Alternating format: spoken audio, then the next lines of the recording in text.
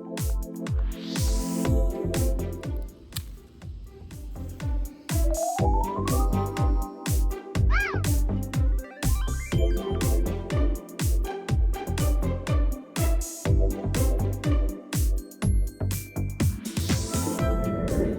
morning, everyone. This is Jamerica with Jamerica Life, and today we're going to talk about gardeners. Now, some people think that gardeners, we just go out there and we throw out seeds and we don't think about it, and some of us do. Some of us just go ahead and put stuff out in the yard and anything goes. And I'm like that sometimes. Sometimes, most of the time not though. Last year I tried that and it did help a lot with the bug population. But the name of this video is why I think gardeners are patient and deep thinkers. Let's get it. First things first. You see this? It's August and we're already planting for fall. Gardeners are planners, believe it or not. Farmers are planners. Some people think that it doesn't take any sort of intelligence to drop a seed in the ground and do anything, and grow it. But those are people who don't garden. We think about things, and for most of us, we're sharing information, whether it be from your family members or from other gardeners. Now, there are people who buy seedlings, and there's no slight to that either. You're still planting, you're still buying your seedlings, and you're still gonna have to take care of these plants. Some things will just grow, but most of them won't. You gotta plant, you gotta think, you gotta prepare the soil, because if you reuse your soil over and over again and don't put any kind of amendments in there, well, the plants aren't gonna grow. Just like your indoor plants. You gotta put something in there every now and then. Now you see this material in here. This is from my chicks. My chicks do what they do, and I get their pine and their droppings, and I put it on top of these soursops, and they're doing fine. Oh, that's my new one, Little Miss Figgy. But I digress. Let's go outside. So recently I was talking to a guy who came in to set up my new internet because I changed providers. And he told me that he was not a person who could grow anything. Well, that's not true. Nobody has a black thumb, and nobody completely has a green thumb. You saw that vermiculite in there on top of those empty cells? Well, remember them chicks I got out? They got on top of there and they ate some of my stuff. With gardening, perseverance pays off. If it doesn't grow for you the first time, research it, try to find out what you're doing wrong, and do it again. All plants are different. All plants are different. Even the herbs, it's a toothache plant. And that flower right there, you see? That flower will take away the pain. That's why I'm growing it. Now, yes, I brush my teeth and I see the dentist. But recently I had a neighbor who came over to my house to ask for some Ambisol because the dentist couldn't get her in.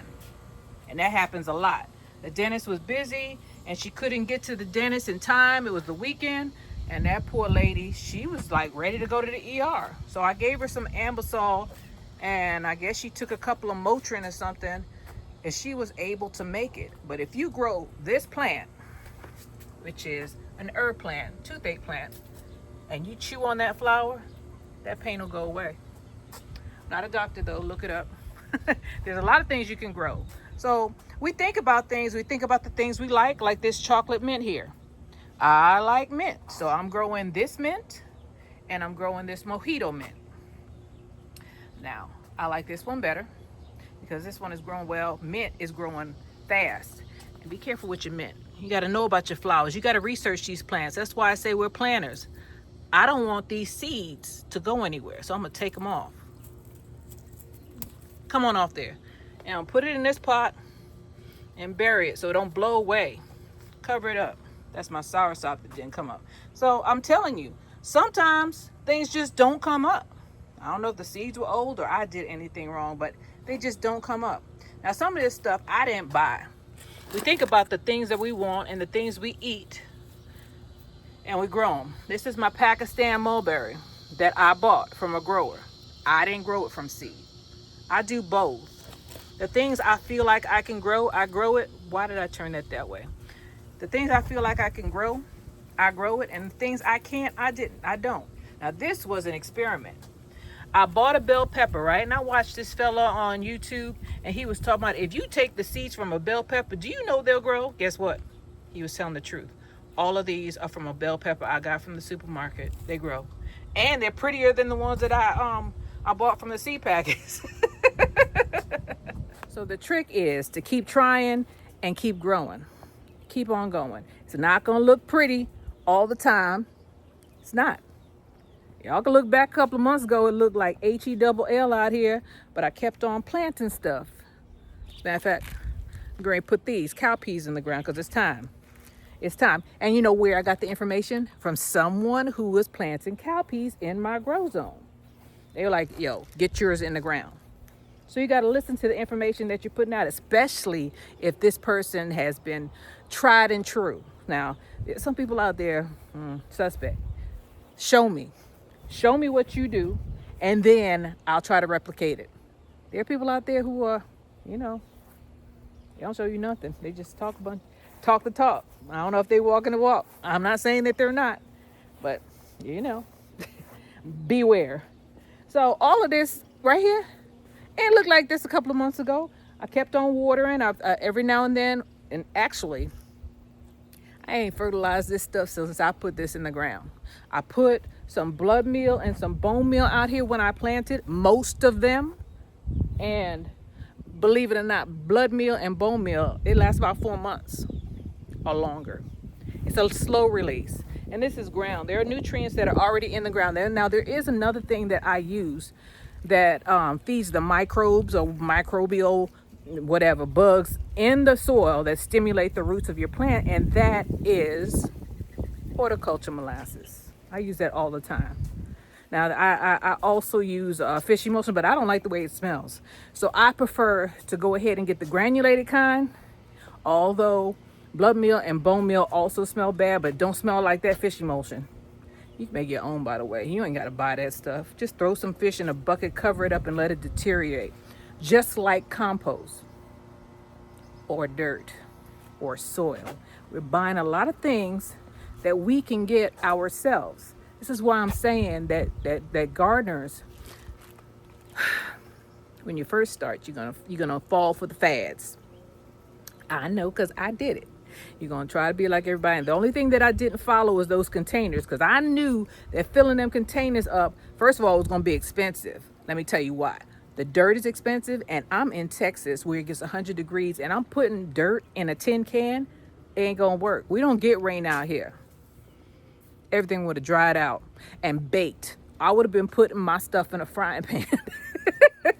So when I see Texans that have raised beds, or garden beds, that's what we used to call them, they usually paint them white, because white doesn't suck in that energy. But you put something tin foil, put some metal, even if it looks like this metal, into the middle of the yard, and you try to move it in the middle of the day in Texas, you're gonna burn your hand. As a matter of fact, my tripod, my little selfie stick, that even gets hot. It's black. So that's one of the reasons that, and I didn't want to spend a bunch of money on soil, and I didn't want to have to spend a bunch of money keeping that stuff watered. And then with the raised bed, this is why I didn't do it. I'm not saying it's not a good idea, because for some people it is a great idea, especially if you're renting and you might have to pick up and move. Then you just pick up, you take all your stuff with you and leave it like it was. Now, if you affix something to the ground in Texas, like if I plant a tree on somebody else's property, that ain't my tree no more. Once I leave, that just like putting something in the house, if I put a fixture in the house, like I change out the faucets, you ain't supposed to take that stuff out. That is a part of the property. That is the ley. That's the law in Texas. But sometimes people don't hold you to it. But if you have a nice tree and that landlord sees that tree and you want to leave, they're going to be ticked if you try to. They're going to be like, you could leave, but that tree got to stay. They could. Most likely they will, because they don't want you to be disturbing their soul any more than you had. They'll give you the permission to do it, because that brings up their property. Trees, all these trees, they bring up your property value. People like lush backyards and front yards. Some people don't. Most people do, though. But You got to think about what you're doing. You got to think about what you're doing every step of the way. And that's why I'm saying that gardeners are deep thinkers, because we have to think about the things that we do. If we don't, we plant things that we don't necessarily like or want, or something that just, ain't going to do nothing for you. If you are not going to eat what you grow, why are you growing it? Now, it's different for people who are on television, like me. Well, not like me, because I don't grow stuff. I used to try to grow stuff that I don't eat. And I was like, why would you do that? Why? Why are you wasting, your energy and time? But, I hate to say it, YouTube is a business. We are business owners. We are. We get paid for this. People now, if you're not monetized, some people don't monetize their channels. They're not. They're doing it out of the goodness of their hearts. Now, you don't get paid a lot, but if you make over $2,000 on this joker, you gotta file it on your taxes. It's a business. In saying that, there are a lot of people who don't want anyone to know that they're doing this to get paid, and that's what they're doing. And that may be why there is some misinformation out there. Now, every now and then I make a mistake, but first of all, most of the time I grow from seed, especially if it's a vegetable. If I get it online, I tell you it's from line, because I don't want to mislead anybody. I don't want to make you believe that I grew something from seed, or I did this and I didn't have any help. When you buy stuff from commercial or from people online or from businesses online, because that's what they are, well, you're probably going to get a head start. Example, if I take a cauliflower seed and plant it versus me having a seedling and putting it in the ground at the time, there is almost no way that seed is going to catch up to that seedling. Plus, when you buy stuff it rained out here yesterday, I'm trying to get away from the water. When you buy stuff from commercial, they got all kind of fertilizers in there that you don't know about. It's not necessarily a natural thing unless they claim that it is, or organic, because there's fertilizer already in that seedling that's going to boost it. It's going to have a head start. It's going to have a big head start. That's like somebody whose family's rich versus somebody's family who's rich and has the money to send them to college without them having to work, versus someone who has to take out student loans and work nights. Your life is going to be harder. Now, in saying that, this is why I'm saying that we think about things. In saying that, the one that has the fertilizer is going to need fertilizer to keep on going. It's going to need some help. You're going to have to wean it off that stuff. Most of the time when they put fertilizers in these seedlings, it's slow release. So then you'll be fine. Most of the time you'll be fine. I almost guarantee, because the plant is already brought up to the stage where it's a teenager and it can start veering out on its own. It's already had more help. Now, if you grow your own stuff and you grow from the seed, especially if you put it directly in the ground, that thing has to fight with bugs and all kind of stuff. Other plants trying to evade its thing. But if it does come up and eventually gets to the stage where the seedling was, the one that you grew from seed most likely can withstand a lot more than the one that you bought from the store, especially if you use seed that you got from out of your yard. This is why I'm saying that gardeners are deep thinkers. Now, there are certain things that I've had to buy over and over again. One is turnips.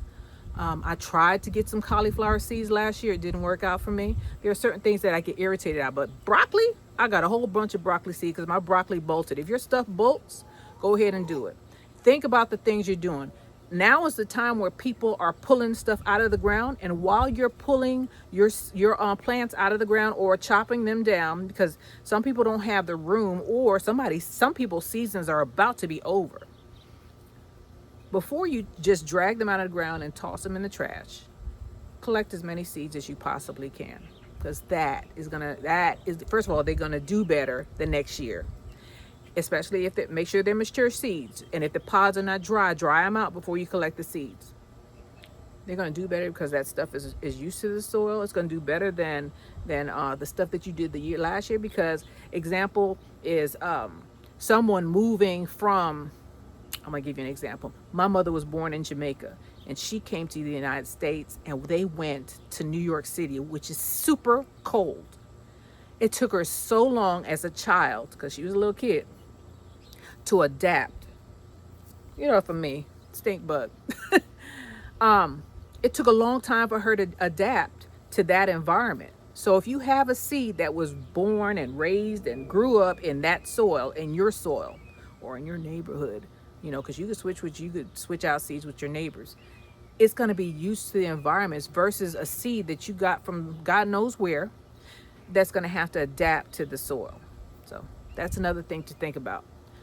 So I'm saying that gardeners are deep thinkers, and no slight to anyone who is buying seedlings or I buy seedlings. What am I talking about? I got seedlings. That was a seedling because I couldn't get that to grow.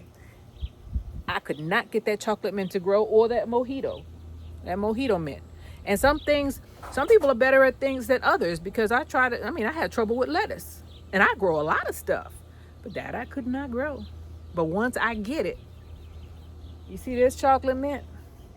I propagated this joker several times. That's one of its babies.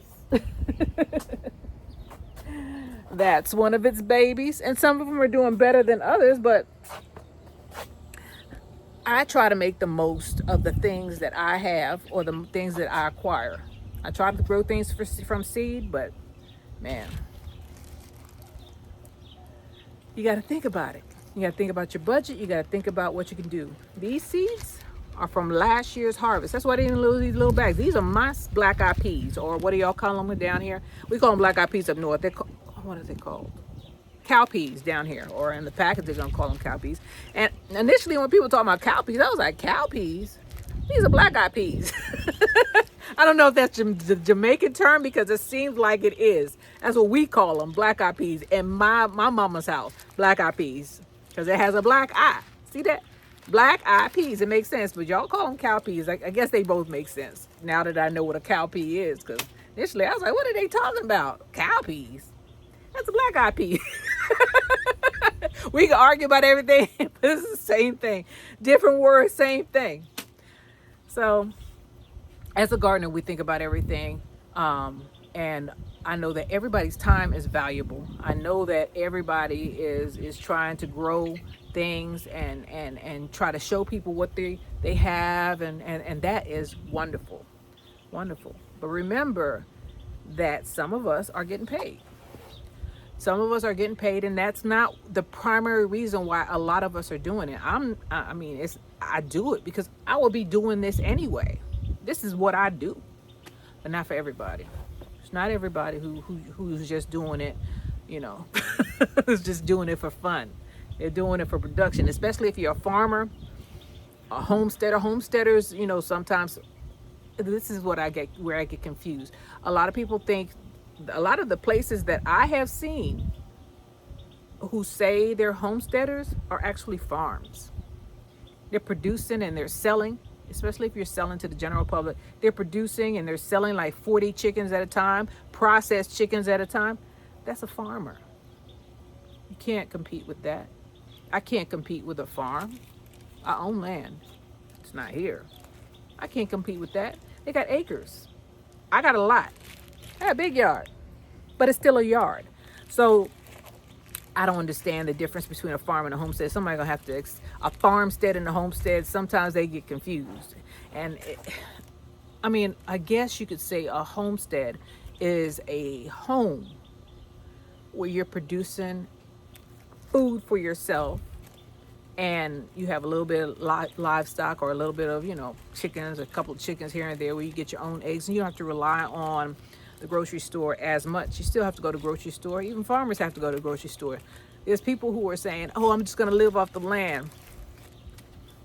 I've seen some stuff where we had these, it was a story, and they buried it. This lady, during the, she and her kid, you can look it up, she and her kid and I think her sister went out into the woods, and they didn't make it. They couldn't get enough nutrients.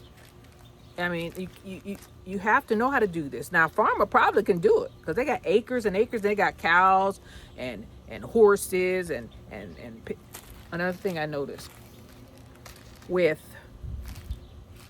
homesteaders and farmers, true homesteaders and farmers, they don't live like people in the suburbs in the city.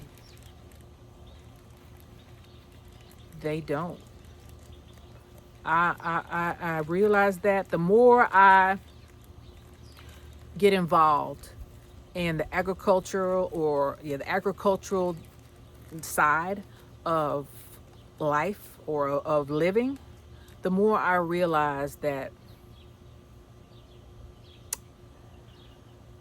you're more confined or restricted when you rely on the supermarkets or someone else to provide all or most of your stuff. You don't have as much freedom as they do.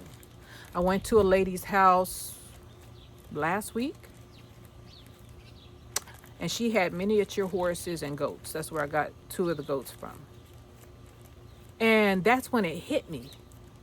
I was like, they're living a totally different life.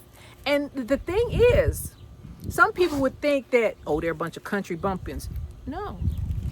They work in the city and they drive their butt back to the country to their freaking plush. You think this is a lot. You think this is beautiful. Imagine it being acres and acres of pasture. And they don't tell nobody they live like that. Don't tell nobody. They're just as humble as can be. Just as down to earth as can be. I'm telling you, they're different. And I'm not necessarily saying they have a bunch of money, but they're, in my opinion, they have more free. They're free. Living totally different life without, you got these restrictions and city restrictions. And I was going to buy some land one time, and they put on there within city limits. I was like, I don't want it. I don't want that. I don't want that land. Because when you have city limits, there's code enforcement to go with that. Y'all think HOAs? No, deed restriction and code enforcement. If you in city limits, you gotta adhere to the city code in that city or that town. I don't want to be there. I'd rather be in the county. Take me further out. We don't have to deal with the city. Plus, your tax is gonna be higher. You're gonna pay city tax on top of that.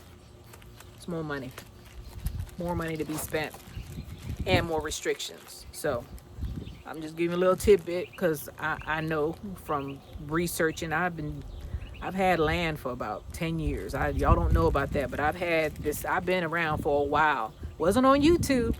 And yes, I live in this area right now, but it didn't hit me until last week. I was like, man,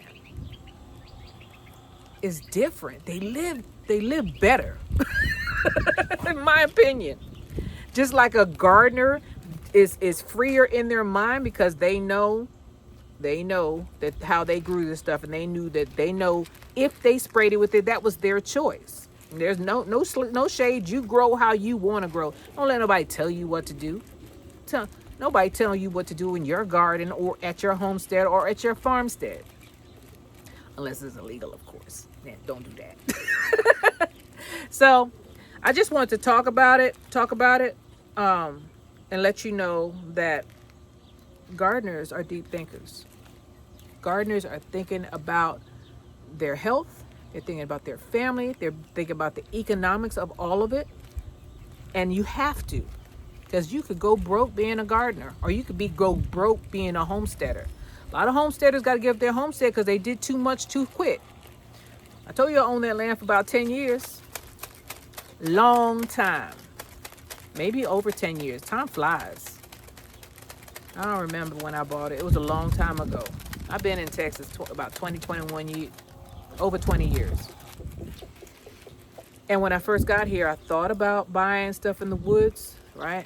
Thought about buying a house out in the woods, but I was like, oh, I'm a woman and I don't want to be out there by myself.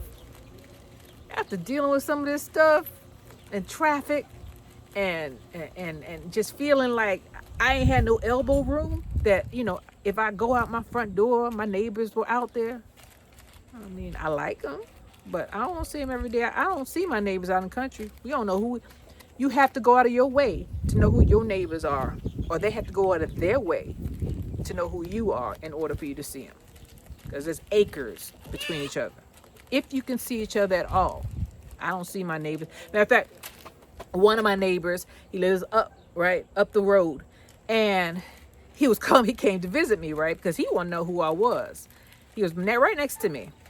I haven't seen him in years, but he still owns that land. And he came hopping down the hill, right? Stopped at the property line. Because people carry out there. And it's like they're doing target practice sometimes. I hear pow, pow, pow. It don't bother me no more. Man, I got over there a long time ago. I ain't gonna tell you how, but I'm a vet. So he was hopping down the hill, right? And he's like, hey, I'm your neighbor. Hey, don't be scared. I'm your neighbor. We live up there. And he had a wife and a kid, and they lived in a travel trailer. And he was like, my wife, not his mom. His wife was mad at him because at that time I put a little shack up there, and he says, my wife is mad and said that we should have did what you did. I said, yeah, there's a shack there, but I can't stay in it. If you don't have any, let me tell you something about some of this stuff. I saw this one Barnaminium with no insulation in it. It was fully furnished and beautiful. I was like, that ain't nothing but a freaking warehouse. You can't live in there. You have to have insulation and walls, especially if you in heat or cold. You freeze your butt off or you will sweat to death. And I said, this is a fake person. It's beautiful in there, but I hate to say it, she can't stay in there. Look, it's a faker. Look at my beautiful Barnaminium, and it is beautiful. It ain't got no walls. I know this from experience. If you don't insulate that joker and put some walls in there and some air conditioning, and you better not. I mean, you can use air conditioning, but you're gonna be spending a whole bunch of money trying to keep that joker cool or hot, because it's just gonna go outside. Having just a barn. And barns are for animals. People have to have insulation. We ain't got no fur. How did I get on that? Anyway, deep thinkers. I'm saying that because I know they would have, if they had the money, they would have walls in there. And what gets me, I've seen it in Texas. They said we'll give you. It used to be 10 acres of land and a barndominium. But they just give you a shell. They say a barndominium shell. And all a shell is the outside. So imagine the outside of your house being there with no insulation and no interior walls. If anybody has ever lived in a tent, actually I think tent is a better structure than that, because there's all kind of openings there with all of your heat and your cold air is going to seep out. I didn't buy that because I knew how much it was going to cost. The interior costs more than the exterior sometimes to fill it. That insulation alone, and I've insulated a property before. First of all, it's hard work and it's expensive. The insulation alone is expensive. And then you got to do the sheetrock, and you got to do the cement board. Oh, I know a little bit about construction. Oh, you got to get your rough ends done. You got to get I know how to do it because I've done it. So I'm looking at this fantasy. And I know they can't stay in there, and they're not. They're living in a trailer until they can get the money up to do that. So listening to a lot of people can make you lose a lot of money. Because there have been a lot of people, like we have a place called Terralinga, which is the desert of Texas. Land is super cheap out there in the desert because there's no water out there. They have to get water brung in, and they have to struggle to. They have to pay for water to get trucked in, which is more money. And man, they gotta be careful with the water. They gotta be careful. That's the first thing. Shoot, I learned that the hard way. The first thing that you need to do is get water to the property. You can't even if you get a shell of a Barnaminium, in order for them to adhere it to the ground, they're gonna have to bring water in to set the cement and set it down. But I'm getting on to another thing. So you could go broke being a gardener, you could go broke being a homesteader, you could go broke being a farmer if you don't take your time and slowly do things, which is why you have to think about everything you do, because it's important. This is Jamaica with Jamaica Life. I thank everybody for being with me. I just wanted to let you all know that some of this stuff needs to be said. Don't think that it's just easy to develop that out there, because it's not. I have so many videos showing me out there sweating, and I've seen so many of you out there struggling as gardeners, homesteaders, and farmers getting your work done. It's not easy. It is to be appreciated.